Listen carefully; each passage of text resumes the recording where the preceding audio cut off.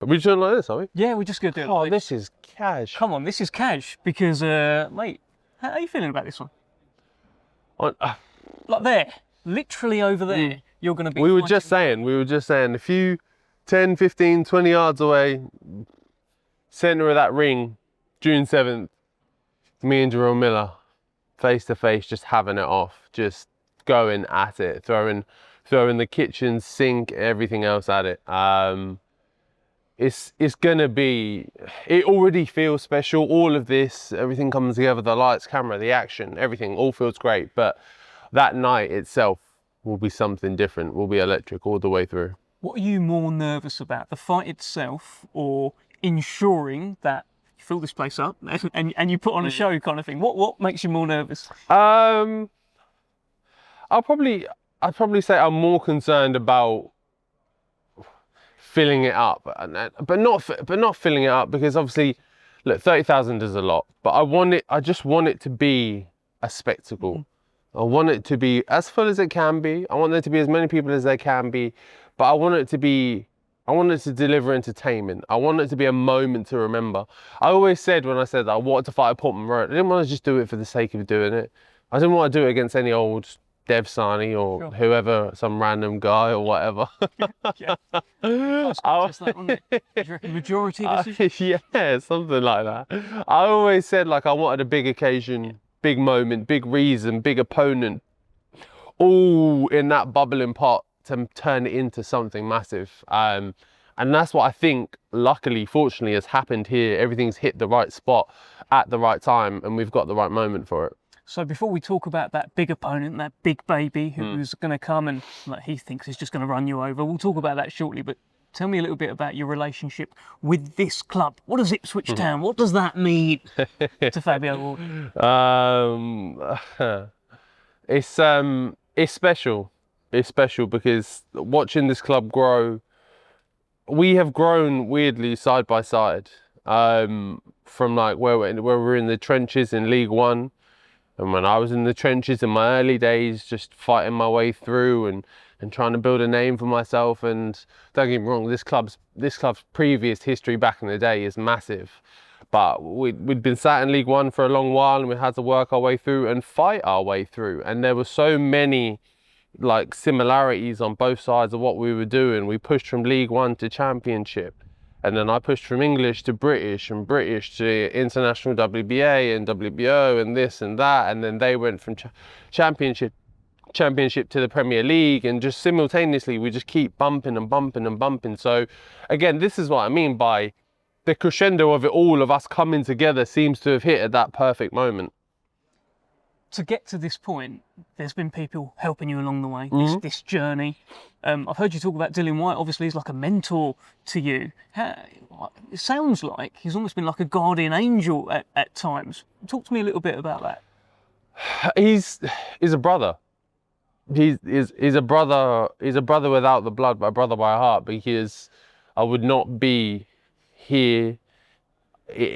I mean here physically in this place, and I also mean here in this stage, in this world of boxing, in these positions of boxing, without him, without his guidance, without his mentorship, and ultimately without that very early on raw belief in me. Because when I was at the Wayward side and I was doing small hall fights, and I was 2 or 3 fights in, just trying to sell tickets and trying to make my way and grinding it through, and many fighters will tell you them early days are rough.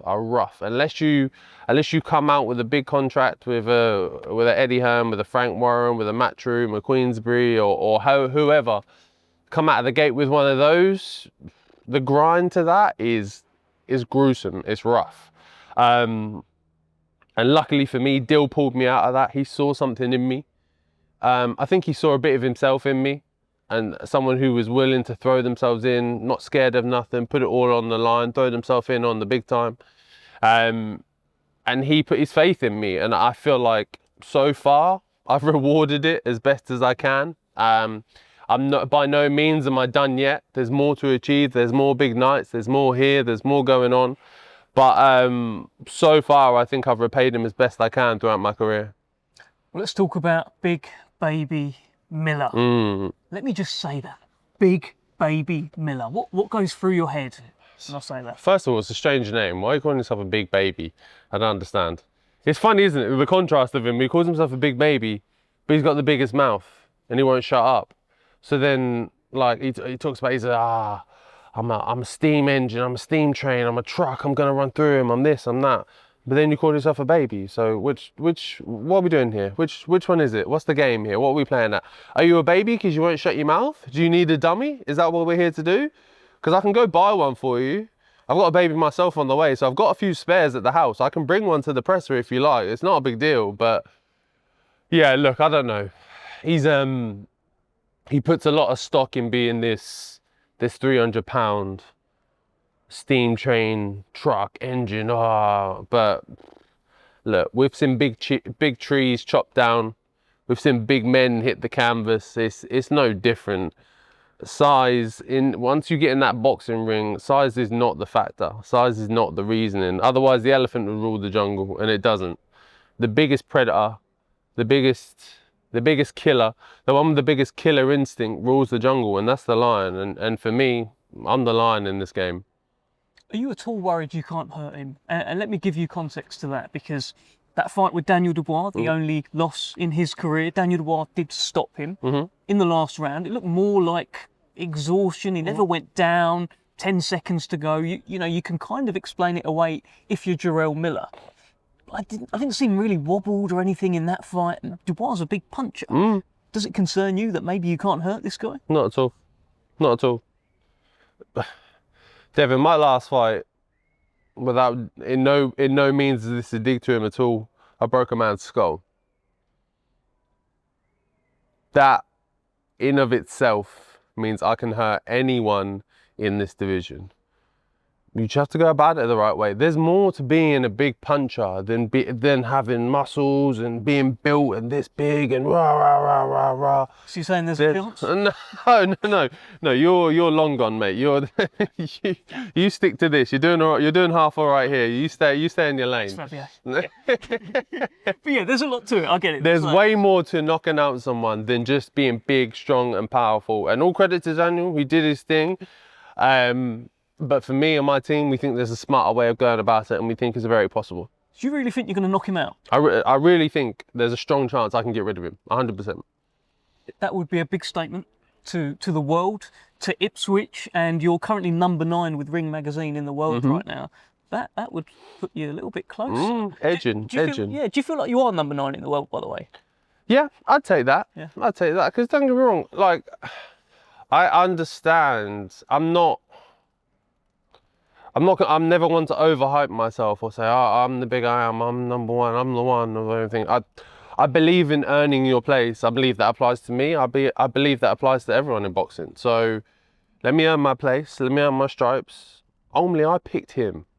I picked Jerome Miller. I could have easily picked an easier opponent, an easier top 10 opponent, top 15 opponent, someone nice and comfy for me to kind of tick through, have a simpler fight, kind of nudge it over, get me maybe 7 or 8 in Ring Magazine and move forward. But I thought, no, you know what? One thing Fabio Wardley does is make statements. And this is going to be a statement. One thing he said is that when it comes to boxing, there are people who try and box, and then there's killers. He thinks he's a killer. He thinks you're a guy that's trying to box. He clearly didn't watch my last fight. Or any see much of you. Or any of my fights, to be honest. Because one thing anyone has said about me, you ask a pundit, you ask a commentator, you ask a boxer, the one thing they will say about me, they won't go, oh, he's a clean boxer, he's such a good boxer. What they say? They say he's got that killer instinct. That's all they say. So clearly he's not done his research. Do you feel like he is sort of underestimating you? Maybe because you haven't been on his radar and you've just popped up as a name, yeah, let me go and get that money in England kind of thing. Yeah. Probably how he's seen it. Yeah, maybe. Very much maybe. But look, to his own detriment as well. To his own downfall, because look, we're at the top level now. So it requires more than just being big, bulky and strong. You need a brain in that head as well. And look, there's few people in this game with a head bigger than mine. Jerome Miller's got a big old head, but it doesn't seem to have too much intelligence in there. He seems to rely on defending punches with his face and walking forward, and not a great strategy against a puncher like me. So yeah, he's going to have to come up with something a little bit cuter to come away with the win on the night. One final thing. Portman Rose, the biggest stage of your career, the dream fight, what looks like the toughest opponent of your career. Yeah. Some fighters would crumble under that pressure. What about you? Not me at all. Not me at all. I've done my building. I've done my working towards this moment. Chief supporter to AJ, chief supporter to Dillian Whyte, to Tyson Fury.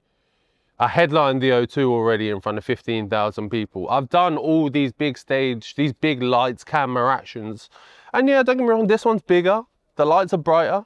The camera and everything else, it's all a bit more, there's all a bit more fluff to it. I understand that. But all you've ever seen from me is the bigger the occasion, the more I rise to it. And this is going to be no different. Best of luck. Good to see you. Thank you.